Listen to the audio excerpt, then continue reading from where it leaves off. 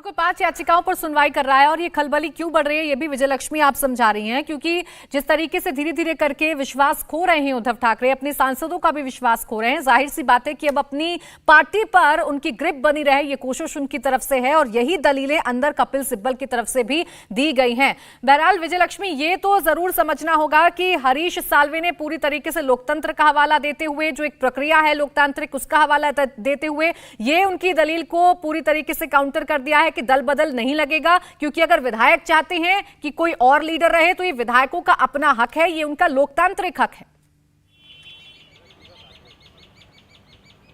देखिए यहाँ पर साल्वे कह रहे हैं कि heavens don't fall if a chief minister is change, यानी अगर एक मुख्यमंत्री बदल दिया जाता है तो कुछ ऐसा नहीं है कि बहुत कयामत ही आ जाएगी। Let's get into if the speaker was appointed as per law and not on crisis of democracy and all that, यानी इस बात पर ज्यादा जोर दिया जाना चाहिए कि क्या स्पीकर का चयन एक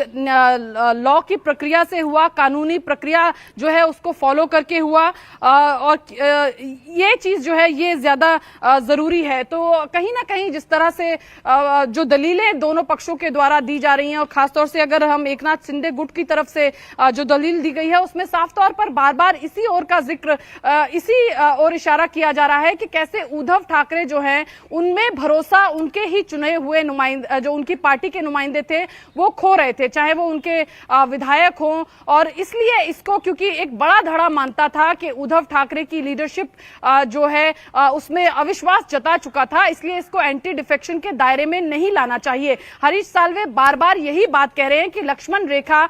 जो विधायक थे शिवसेना के उन्होंने नहीं पार की, अपनी किसी पार्टी में उन्होंने मर्जर नहीं किया। और अगर इंटरनल डेमोक्रेसी में अगर किसी को यह लगता है कि चुने हुए जो नेता है जो लीड कर रहे हैं उसमें वो अविश्वास जताते हैं, तो ऐसे में अगर वो नेतृत्व परिवर्तन करते हैं तो इसमें कोई बहुत बड़ी बात नहीं है, या इसको एंटी डिफेक्शन के चश्मे से नहीं देखा जाना चाहिए। तो अभी ये डिस्क्वालिफिकेशन होना चाहिए, नहीं होना चाहिए, किसका विप जो है वो मान्य होना चाहिए, किसका विप अमान्य होना चाहिए, इन्हीं तमाम जो चीजों के इर्द गिर्द जो है आर्गुमेंट सुप्रीम कोर्ट में इस मसले पर प्राची फिलहाल चल रहा है। बिल्कुल, देखिए इन्हीं तमाम याचिकाओं के इर्द गिर्द ये पूरी जो सुनवाई है वो घूमती हुई नजर आ रही है विजयलक्ष्मी। लेकिन जैसा कि आप कह रहे थे कि हरीश साल्वे ये भी कह रहे हैं कि अगर सीएम बदल दिया गया तो कोई कयामत तो नहीं आ गई। चलिए बात करते हैं अब स्पीकर के चुनाव को लेकर, यानी अब जो अगली दलीलें रखी जाएंगी वो इस बात को रखी जाएंगी कि स्पीकर का चुनाव कैसे मान्य है।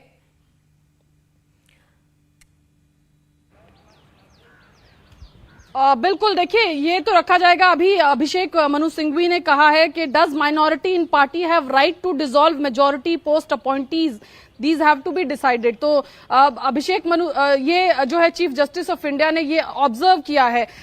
ये उनका एक ऑब्जर्वेशन है कि क्या माइनॉरिटी जो है उनको राइट है कि वो डिसॉल्व कर दे और फिर जो मेजॉरिटी है वो पोस्ट अपॉइंटीज। तो ये तमाम दलीलें जो हैं